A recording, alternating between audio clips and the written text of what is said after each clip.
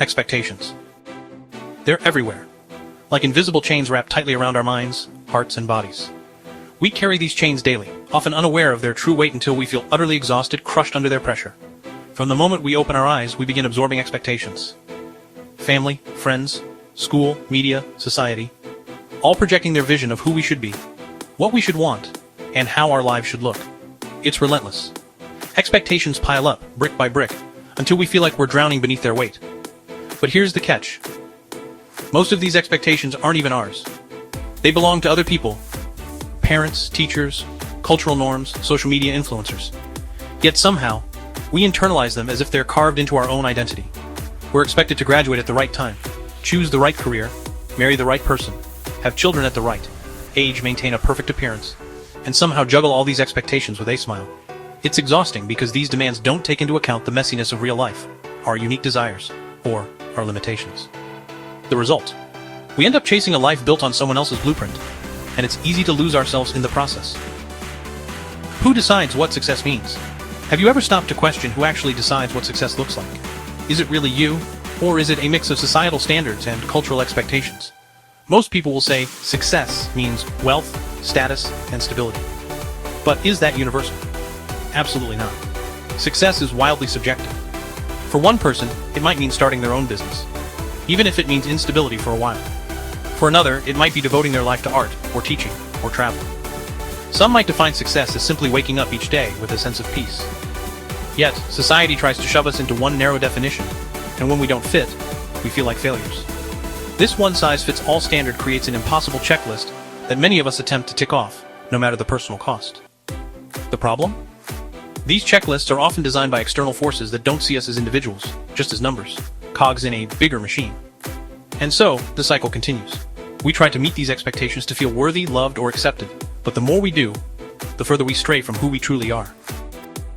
One of the sneakiest forms of expectation is perfectionism. It whispers lies in your ear, convincing you that unless everything is flawless, you are not enough. Perfectionism wraps itself around your self-worth like a vice, squeezing tighter every time you make a mistake or fall short of your goals. It feeds anxiety and fear, convincing you that you must always be on, always performing, always winning. This toxic mindset paralyzes many people. They get stuck in a loop of over-preparation, procrastination, and self-criticism because the fear of imperfection feels unbearable. But guess what? Perfection is a myth. Nobody is perfect. Not your role models, not celebrities, not even the people who seem to have their lives figured out. Perfectionism is just another way the weight of expectations traps us, making us believe we must conform to a flawless standard that simply doesn't exist. Instead of striving for perfection, the real goal should be progress, growth, learning, and authenticity. It's about showing up imperfectly, but honestly. When you live trying to fulfill everyone else's expectations, you pay a steep price. You lose your voice. You stop listening to your own desires, dreams, and feelings, because they get drowned out by the noise of external demands. You sacrifice joy for approval. You trade your happiness for a sense of belonging that might never come. Relationships can suffer. When you constantly bend yourself to fit someone else's expectations, you lose authenticity, and authenticity is the foundation of true connection, not to mention your mental and physical health.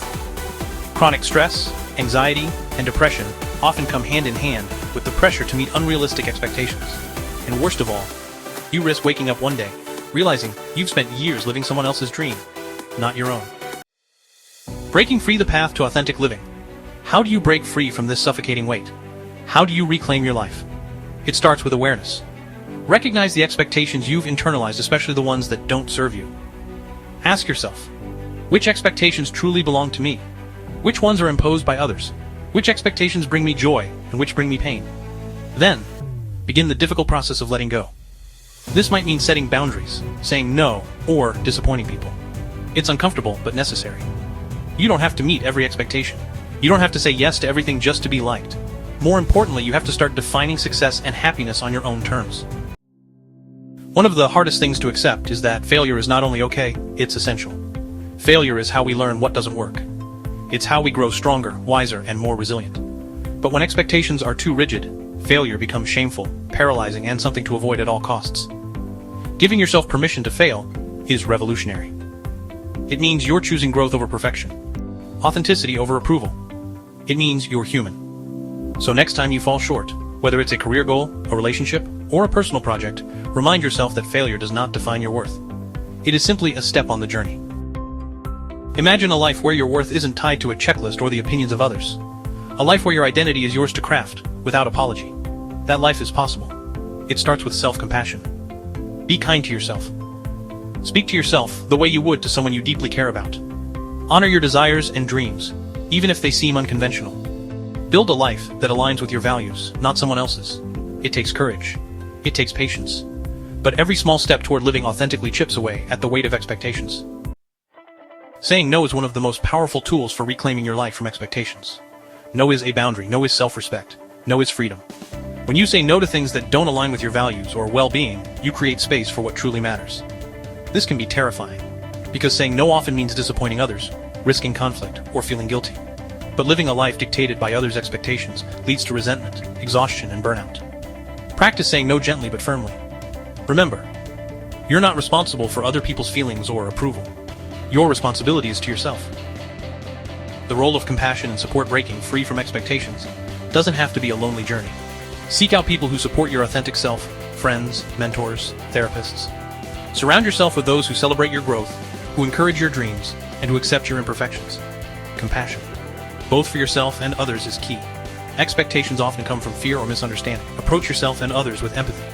You'll find that when you release judgment, the weight of expectations becomes lighter. Expectations promise certainty, predictability, and control.